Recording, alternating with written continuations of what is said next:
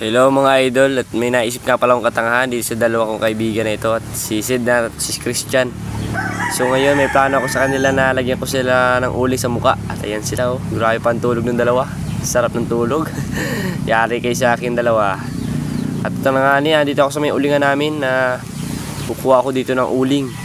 At ito yung lalagay ko sa mukha nila mga idol. Dahan-dahan lang ako dyan para di ako nila marinig. Pero parang magigising si Sid kasi nagagalaw na siya kanina pa dun eh. Ito, lalagay ko lang itong camera ko dito mga idol. Ito mga idol, kukuha na ako dito at papas forward ko na to mga idol para mas mabilis ito paglagay ko. At ayan nga ni, nagising na nga pala si Sid dyan mga idol. So ngayon si Christian na lang ang target ko. Samahan niyo ako. At ayan na nga mga idol. Si Sid na nga pala nag-video niya sa akin mga idol. Yan ka, tulog-tulog niya si Christian oh. Yari ka sa akin ngayon si Christian. Igisingin ko yan at ayun na nga mga idol.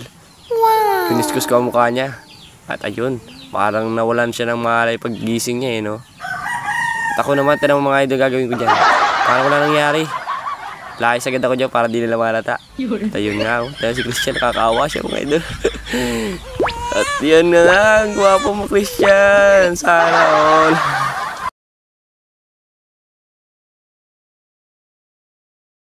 Yun.